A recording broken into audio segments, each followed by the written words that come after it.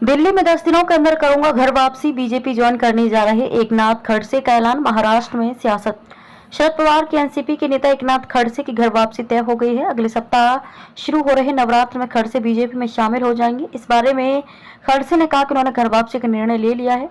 खड़से के इस फैसले ने जहां उप मुख्यमंत्री देवेंद्र फडणवीस, कैबिनेट मंत्री गिरीश महाजन जैसे नेताओं को परेशानी में डाल दिया है, वहीं शरद पवार को जोर का झटका लगा है।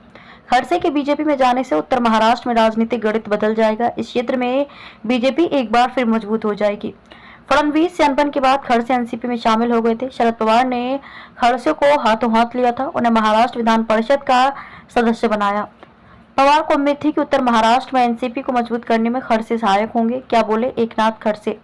एकनाथ खड़से इस समय एनसीपी शरद चंद्र पवार के विधान परिषद सदस्य हैं। एक समय महाराष्ट्र में भाजपा के शीर्ष नेताओं में शुमार रहे खड़से उम्र 71 वर्ष ने कहा कि मैं भाजपा में लौट रहा हूं। मैंने भाजपा के केंद्रीय नेतृत्व से संपर्क किया और पार्टी में लौटने की इच्छा जताई।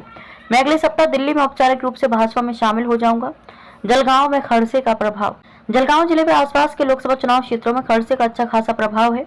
हाल ही बीजेपी ने खड़से की बहू रक्षा खड़से को एक बार फिर रावेर सीट से उम्मीदवारी दी है, जिसका बीजेपी के कुछ नेता दबेश्वर में विरोध कर रहे थे, लेकिन केंद्रीय नेतृत्व के सामने प्रदेश के किसी नेता की नहीं चली। बहू को टिकट देने के बाद ही माना जा रहा था कि खड़से की बीजेपी में घर वापसी होगी। उस वक्त जब खड़से से एनबीटी ने इस बारे में पूछा तो उन्होंने कहा कि फिलहाल तो ऐसा कुछ नहीं है।